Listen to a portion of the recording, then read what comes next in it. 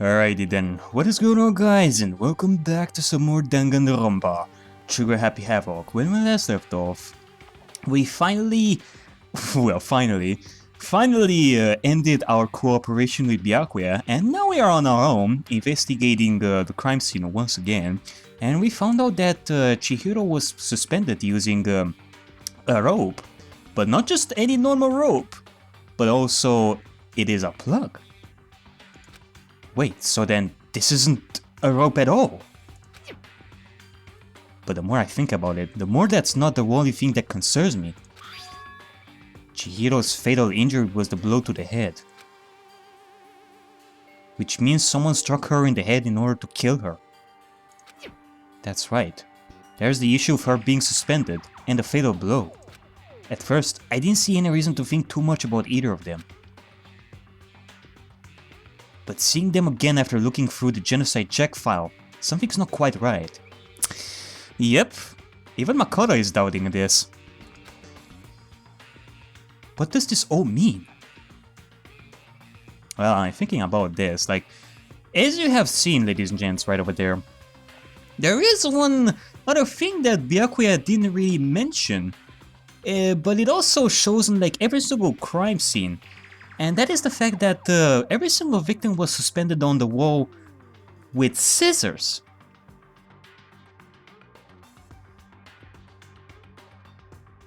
The victim bodies were suspended on the wall with the scissors. In this case, Chihiro was suspended on those bar thingies using the ropes. Now, I was thinking that, well, scissors are actually pretty rare in the school. Actually, you cannot really find them unless you go to a Monokuma machine and get a bunch of scissors by luck. But other than that, there are no scissors in this school. Now you could say that, well, I guess Genocide Jack, whoever it was, worked with what he had. But you know, it definitely makes me question all of this. What does this all mean? Status of the dead body has been added to the truth bullet section of your handbook. Well, it could be that Genocide Jack worked with what he had, whether he or she didn't have the scissors and had to suspend Chihiro's body using the ropes. That is a thing that could happen. However, just the fact that Byakuya didn't mention this particular thing, cause this may actually be another characteristic that Byakuya never said or never talked about. Well, the one thing most likely to tie all these mysteries together is the true nature of the rope that was used to suspend Chihiro. And to figure that out, there is a certain place I need to revisit and look over again. Plus, it might help to look at the genocide check case file one more time. Yes, I'm definitely gonna do that, but just the fact that that Byakuya never said anything about the scissors does make you question. Especially since he had checked the report multiple times and such. It kinda makes you question, don't you think? But let's see. Genocide Jack case file. Suspected genocide Jack victims include Ken Harada, Tetsuhiro Honda, and Shoji Gaku, among countless others. They were killed in the same way and mounted to a nearby wall. The word bloodless was found at the scene of each crime, written in blood. Profiling indicates the killer is likely a student suffering from a split personality. And then we also have the fact that, well, we don't know that much about Genocide Jack, other than the fact that Genocide Jack may have split personality. And that could mean that Genocide Jack was actually someone crazy. Would the Genocide Jack actually think of this whole thing? If Genocide Jack didn't have scissors, would he use the ropes and such? I don't know. I guess we shall see about that soon enough. There's still more I need to check. Okay, well, yes. We also have the bloodstain over here. There's a bloodstain on the carpet. It can only have been caused by Chihiro's murder. Well, that's it. When you make it like evidence, well, we do have this poster over here. It's the bloodstain poster. The blood is the most noteworthy part, but the big-breasted swimsuit mode is pretty noticeable too. A girl's locker room doesn't seem like the kind of place you'd find something like this. Wait a second. The girl poster is here?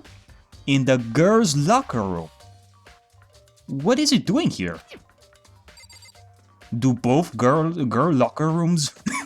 Do both the lockers have the same poster? Well, that wouldn't make sense. Can I exit this? Yep, now we can. Let's check the boys' locker room over here.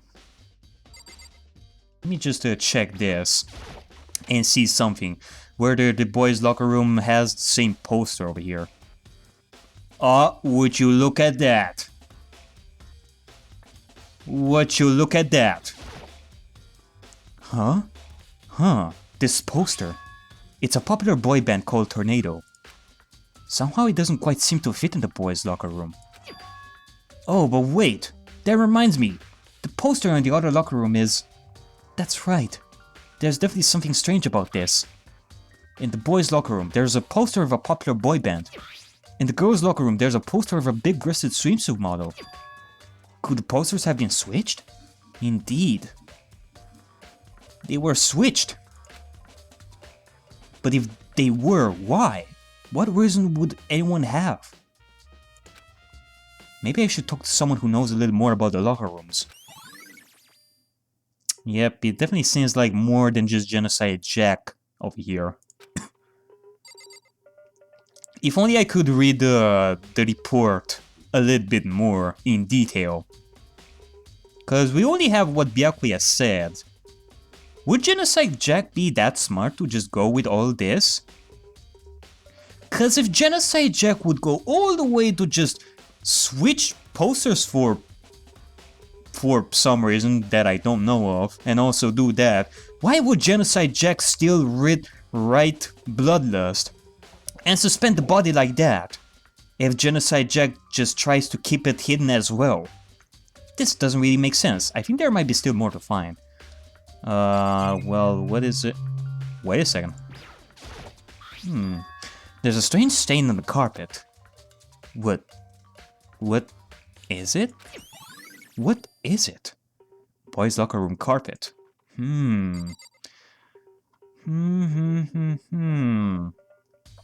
yeah, I don't think that the Genocide Jack really did it, but...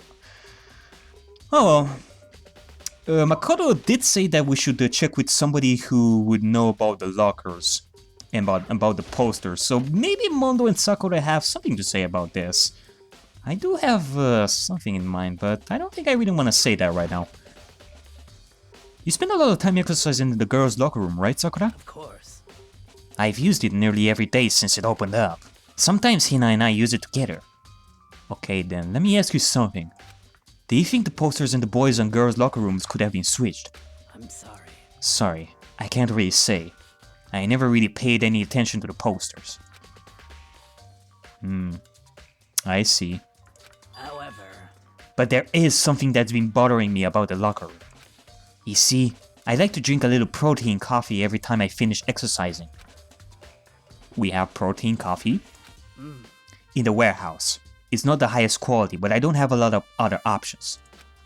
I mix protein powder with coffee and down a glass of it after exercising. Anyway, I spilled some on the carpet in the girls' locker room, and it left a stain. A stain. But I don't see any stain on the carpet now. Of course. Exactly. I noticed it earlier. The stain has disappeared. I can only assume someone came along and cleaned it up. But still, isn't it unusually clean? As if there was never a stain here to begin with? Okay, now we are getting into more confusing stuff over here. Not to mention that we have the Genocide Jack case over here, but... why would the murderer switch those posters? It could have something to do with the fact that somebody went inside the locker rooms, and it has something to do with the Gatling. That someone actually went inside and switched the posters and the carpet for some reason before the killing. But what is the point of that? I don't know. There is Mondo. Do we have something to say about this? No, he still has the same bull, like, shtick over here. Yeah, he doesn't really have, like, anything to say over here about the inferiority complex and all that fun stuff. But yeah, let's, okay, well, I guess there's that. I don't know if there's really anything else to investigate over here. Yamada, do you have anything else to say? Hifumi has discovered evidence revealing the identity of the culprit. I'm not gonna say to anyone because I'm a bastard. I'm sure of it. I'm sure of it. But at the same time, I'm not really sure. I don't know why. I just feel funny today. But anyway, let's check the warehouse, because Yamada did say that Celestia was there. I don't know. Taka? How unfortunate. Maybe we should have confessed our embarrassing secrets after all. Damn it. I'm sorry, Chihiro. It's all because I wasn't strong enough. My fighting spirit was still not strong. No! Well, I guess there's that. Sorry, Taka, but it is the way it is. The life of a detective is never easy. Because I am the true detective. Let's go back to Despair Hotel.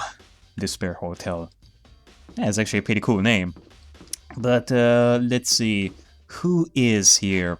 Besides Celestia, who I think it's like, yeah, Celestia is in the warehouse. But we also have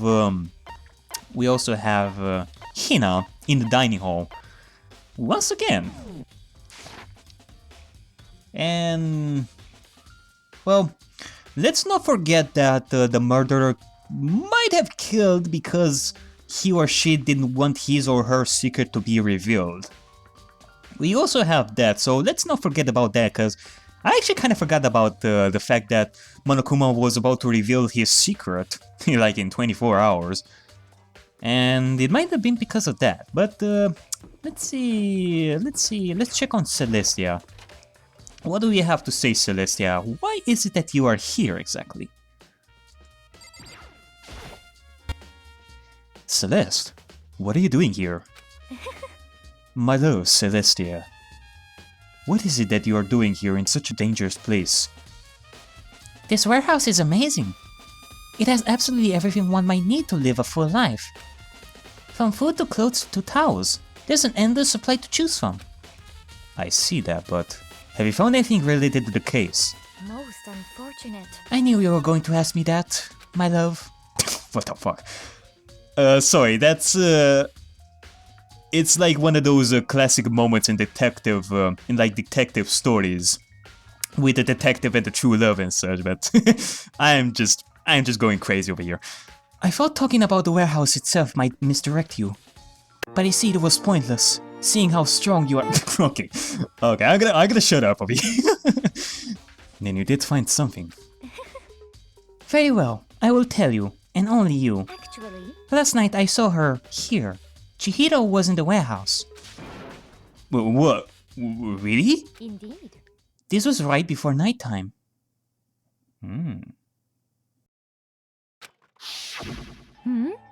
What are you doing out this late? Oh, I was just... Are you planning to go exercise, perhaps? What? How did you know? Because I can see a blue track jacket sticking out of that duffel bag you're carrying. Oh, you're right. Thanks. Well, I'd better get going. I'm kind of in a hurry.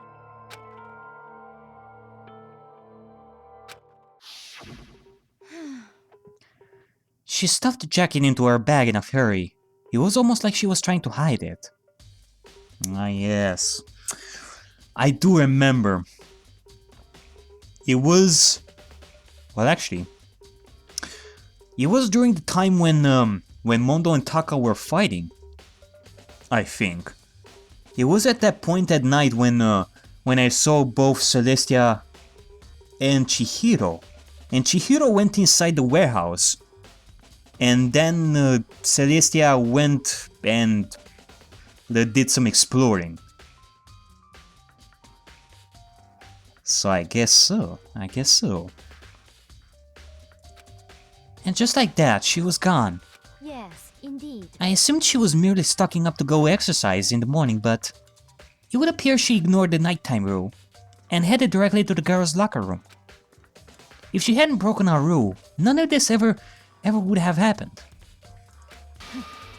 You get what you deserve, I suppose. So apparently, she went to the girls' locker room late at night in order to exercise without anyone knowing. But the strange thing is, there was no trace of the track jacket or duffel bag Celeste said she saw Chihiro carrying. Which would mean that the killer would have gotten rid of it somehow.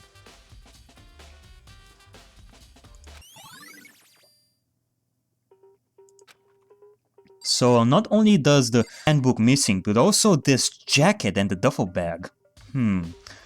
Well, thank you, Celestia Ludenberg. You have been very helpful this day once again.